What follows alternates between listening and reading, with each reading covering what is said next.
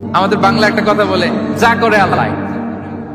নিজের কোনো role play নাই, নিজের কোনো প্রিকশন নাই, কোনো প্ল্যানিং নাই, কোনো পলিসি নাই, কোনো স্ট্র্যাটেজি নাই, বলে আল্লাহর উপর ভরসা করলাম, যা করে আল্লাহ, এরকম বলে না?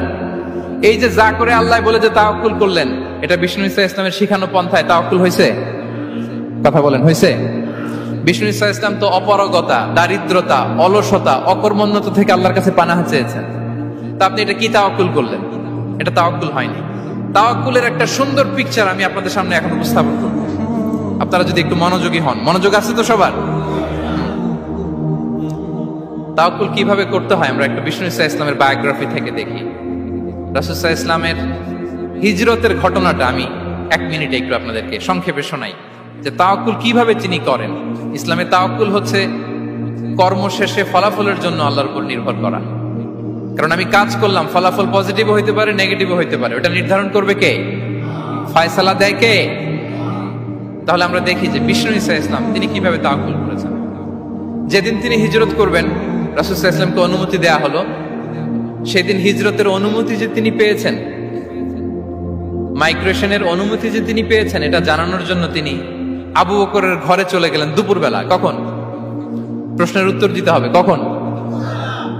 ফি ওয়াক্তি যাহিরা, দুপুরে। রাসূল সাল্লাল্লাহু আলাইহি ওয়াসাল্লাম দুপুরে বেরোতেন না।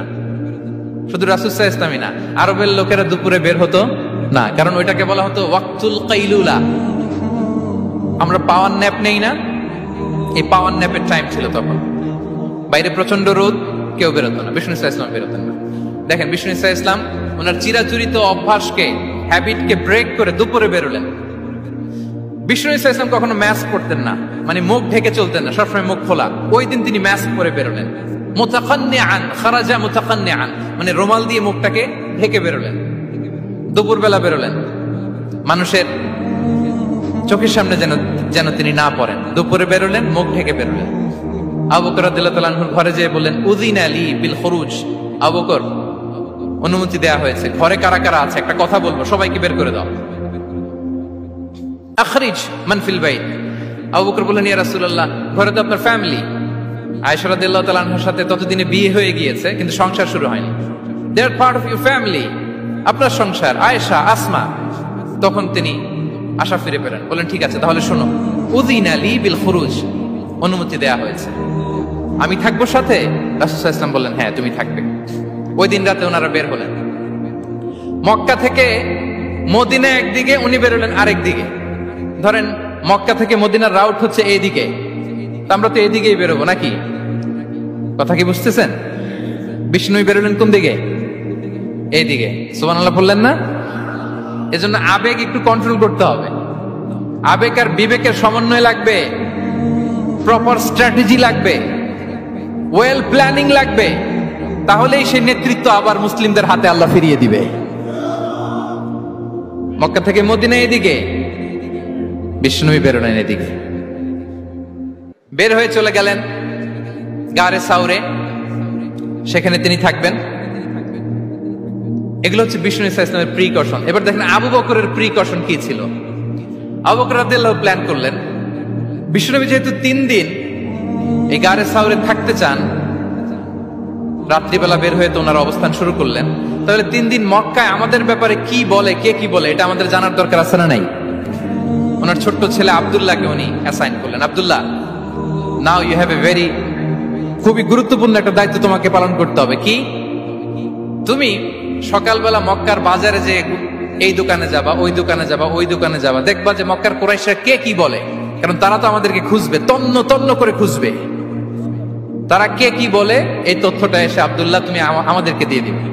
সুবহানাল্লাহ। আবু বকর রাদিয়াল্লাহু তাআলা আনহুর ছোট্ট ছেলে আব্দুল্লাহ মক্কার বাজারে এখানে যায় ওখানে যায়, কে কি বলে সে সব শুনে আস্তে করে এসে মরুভূমি পার হয়ে গারে সাউরে যে আবু বকর রাদিয়াল্লাহু তাআলা আনহুর কাছে ইনফরমেশন সব দিয়ে দিচ্ছে। কিন্তু দেখেন, যেই মুহূর্তে আব্দুল্লাহ তথ্য নিয়ে মক্কা থেকে গারে সাউরে আসে, আব্দুল্লাহ যখন হেঁটে হেঁটে আসে, মরুভূমির বালুর মধ্যে তার ফুটপ্রিন্ট পড়ে যায় না? কথা বলেন না কেন? পড়ে যায় না?